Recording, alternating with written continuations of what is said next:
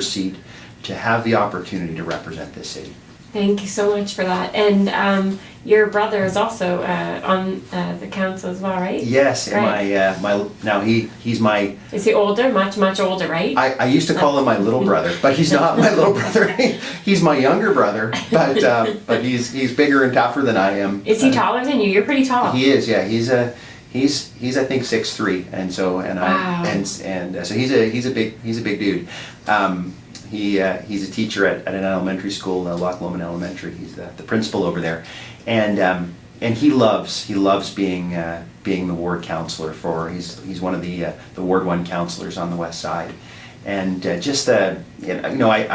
know even before I decided to offer for the mayor's seat, he had decided to run for council. So No. he's had that burning passion as long or longer, I would say, to represent people than I have. So it's something that's pretty embedded in our family, I would say. Oh, I guess. And so we were talking a little bit before you came on the air, but I do know this already. But for anybody out there that is listening, so you were born in the cute little Grand Medan. The cute little Cute little Grand Medan. I just simply love it over there. I was over there this summer with my children. It's a beautiful place. Yeah, it is.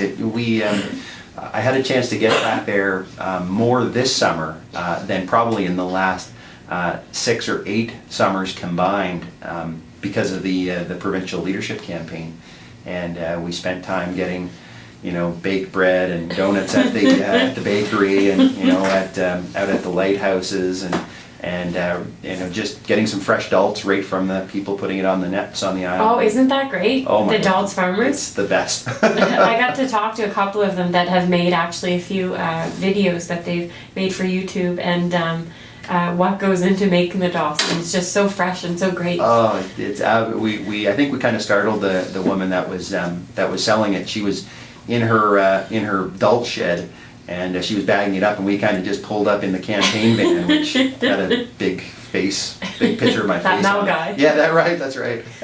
And like, hi, we'd like some dulse. You look like the guy in the picture. Yeah. So it was quite good, and we got on one of the trips back, the captain of the ferry invited us up to the bridge, so we got to see the bridge of the new ferry and watch it coming back into Black's Harbour, and just some beautiful moments, certainly on that island, especially from this past summer.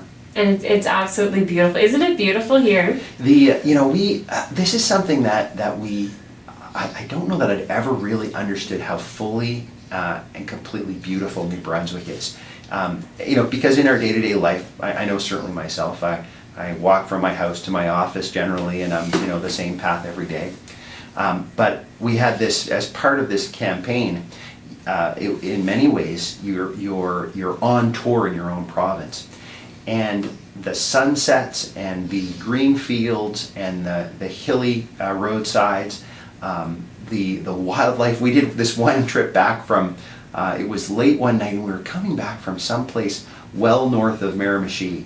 And I think we saw every form of New Brunswick wildlife that night along the roadsides and running across our path. But we just have this phenomenally beautiful province. We were coming back from the North Shore one night, and the sun was setting, and there's an Acadian flag painted on a lighthouse in that part of the province, more than one actually. And the sun setting, and you're driving along the Bay of Chaleur, and you're coming down past Nigawak and by Miramichi, and that whole drive, and you think, wow, are we ever fortunate? And nobody, like, there's so few of us here, right? It's a big hidden secret of Canada that we're all here. Of course, absolutely. It's just wonderful. I lived in Toronto for almost 6 years, and then after living in Toronto, which is beautiful itself, you have so much to do there, and I mean, something's always happening somewhere, but coming back here, it felt quite different because the smallness, the beautifulness, the people, the friendliness. I read an article last year in Maclean's magazine about, you've probably seen the one about our province, saying it's a drive-through city here, and I said that's so wrong. After it's so wrong. It's not fair. Wrong. It's totally wrong. That to me just indicates we need to pretty much force people off the highways of New Brunswick. The most beautiful trips that we saw, the most beautiful drives, were when we would get off those 4-lane highways, and we would be we would be heading back through the back roads of New Brunswick, or we'd be along the old river roads of New Sure. Brunswick. Yeah. And yeah, to your point, I mean, it's if the Maclean's riders would get off of the 4-lane highways and just step onto the secondary roads for a minute, and then take a moment to explore some of the little communities in this province. And you can go from St. John, where you have kind of a really gritty urban experience, Of course. to there are just incredibly beautiful little communities. I mean, I think of the community like St. Leonard along our western border. This beautiful little community tucked along the St. John River. You could pretty much jump across the St. John River in that part of the province, and this little tiny community, there's a cross-country ski club that they've built there, and in winter, just magical part of the province. And we've got these communities all over New Brunswick. People are just we're just really good here. And this is the other thing, like we're not really that boastful about ourselves. We're not. And we really need to start being more boastful about ourselves. Yes. Because the hardworking, innovative people here. We were on one tour this past summer in the Belledune area, and Belledune's not a big community to begin with. And there's a little place next door to it. It used to be a separate community called Jacket River. And there's a gorge in Jacket River. It's called the Jacket River Gorge, funny enough. But nobody knows about the Jacket River Gorge except the locals, pretty much. Yep.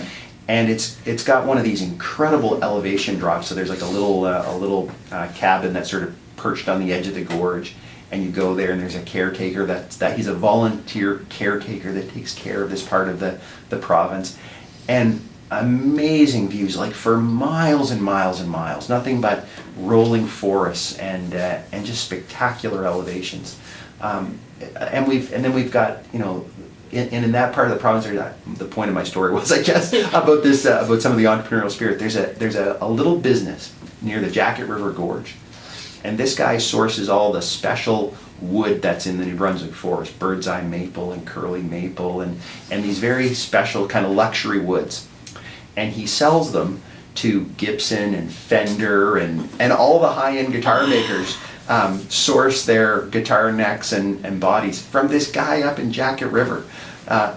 It's amazing. So, when you think of another good example is in Meductic, right? Sabian cymbals is in Meductic. Yes. Some of the most incredible musical instruments, and we don't even know this, comes from this province. That's amazing. Yeah. That's awesome. So a little bit about you. So you were in law, and what got you into politics? What made you decide?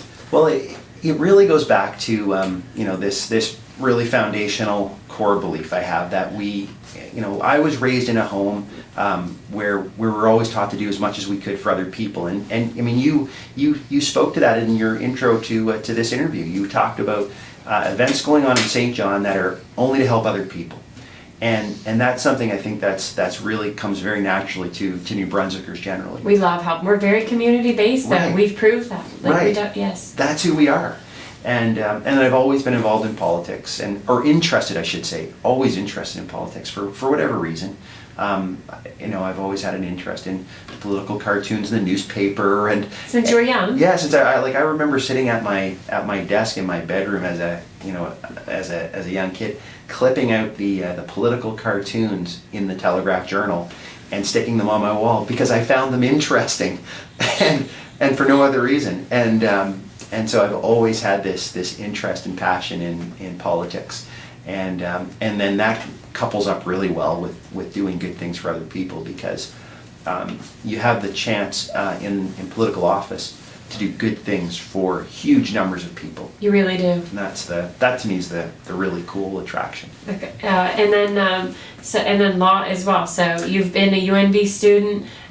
You've been where I'm at. So I'm a third year ICS student here at UNB, and I'm really interested in learning a lot about, because I love our community. I think that a lot of people do a lot of good for our community, and we have a lot of stuff happening here in St. John, and I think that it's really, really great. And so I like to talk to people about the different the different things that they like to do for the community. And I know that you have mentioned you're involved in quite a bit of community events. Would you like to share a little bit about some of the things that's going on for you right now? Yeah, well, so right now, I'm taking a bit of a break. You've had you've been, and anybody that knows, you've been on the go with your minivan. Yeah. You have not stopped. Yeah, for definitely, for as long as I've been back in St. John and practicing law, I've been involved in one community event or the other, or organization, I should say. And, I did volunteer time with the St. John Theatre Company and with my I seen that. church and way back when, Festival by the Sea. And, Yep. and so You're giving your age away. yeah, I know, right? Like, now that I think of it, I just have my birthday, so that's. Happy belated birthday. Thank you. 19, right? Yeah, exactly, Okay. Mandy-Lynn. Yeah, my 21st or 22nd, 19th birthday. I wish.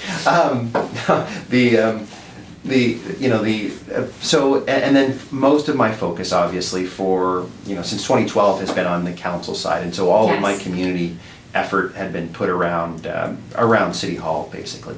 And now I think after this campaign, take a little pause, just to rest and get focused back on my legal career, make sure that my clients are still happy with me. That I still have clients. Yeah,